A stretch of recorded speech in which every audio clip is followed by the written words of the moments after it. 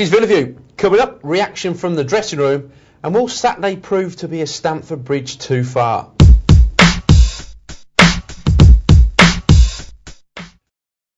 Hello and welcome to this week's Villa View. I'm Andy Walker, and today myself and Matt Kendrick will be reflecting on yet another draw for Villa, and we'll also have the opportunity to hear off some members of Martin O'Neill's squad. Welcome, Matt. Hello there. Well, Matt, we were both at Villa Park on Wednesday night for yet another draw. Spurs fans a couple of weeks ago, famously sung boring Villa. I think drawing Villa is more the case at the moment, isn't it? I think it is, yeah. I think that was the 12th Premier League draw of the season for Villa, which I think, other than Stoke, is the highest number of draws in the division. This time last year, Villa were in a losing streak, and I think drawing's become the new losing for them. 7 draws out of the last 10 league games, and remarkably, they're unbeaten. The only Premier League team unbeaten since the turn of the year. But I think I was having a conversation with a couple of journalists last night. It's fairly straightforward to say so, but you win a game, you lose a game. That's 3 points. You draw 2 games, that's 2 points. So I think Villa are really running out of time to start turning these 1-pointers into 3-pointers. So that said, I presume you're thinking that rather than the Sunderland result being a point gain, it was definitely an opportunity wasted? I think so, yeah. I think in the context of them getting a solitary point away at Stoke and them getting a solitary point at home to Wolves, I think that from that sequence of games, they certainly needed at least another victory in there to keep themselves kind of breathing down the necks of Tottenham in 4th place. Thanks, Matt. Well, we got the opportunity to catch up with Villa winger Stewart Downing, who still feels that the race for 4th place is wide open. Frustrating all around. I mean, for us, we want to get the winner. For the fans, they're edging us on, and I think a little bit more luck, we might have got that. I still think it's wide open. I mean, Man City have lost. Everton have won there, catching people. Look, it could go either way, and we've still got to play Everton, so some great games to play, I think. Some good times ahead for us, and we've just got to keep picking up points. The pleasing thing is we didn't lose the game. It easily could have done at the end, but the only disappointing thing is we didn't get the winner. That was the thoughts of England hopeful Stewart Downing, and now hear the views of Villa captain Stilyan Petrov. It was frustrating, but I think we had our chances to win the game. But we know that it's going to be wide open until the end.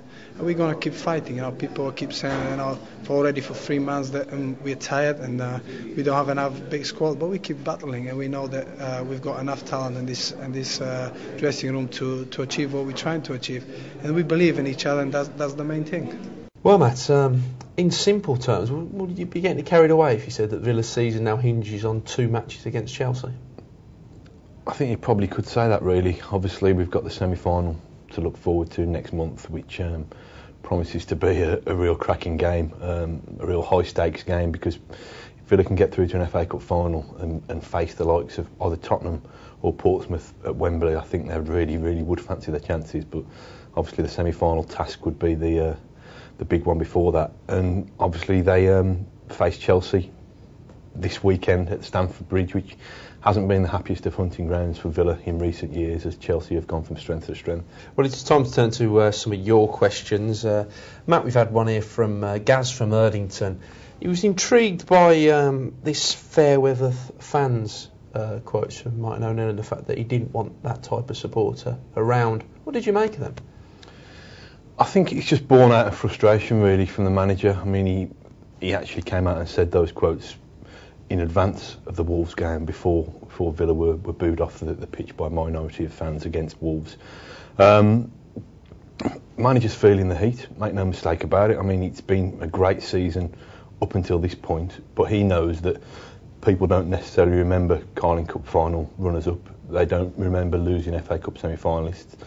And just as importantly, he knows that having finished 6th a couple of times in a row in the Premier League, he needs to show an improvement on that this season. They need Villa Park rocking every week, don't they, if they want to go places.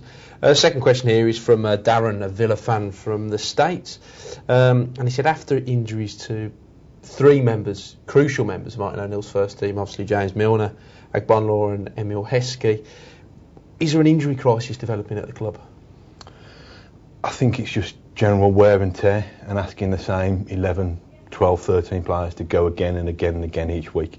Interestingly, the manager before Sunderland's game said he won't run the risk of causing serious injury to the likes of Milner and Richard Dunn, who have been playing with knocks and then he goes ahead and picks them anyway. Now, I think that was obviously a kind of a considered decision. I don't think he would risk causing harm to these people, but I think there's definitely a fatigue factor that's coming into their play. Matt, well, thanks for joining us today, and thank you for watching. And join us same time next week, where we'll be reviewing whether Villa are still in that chase for 4th place. Thanks, and we'll see you then.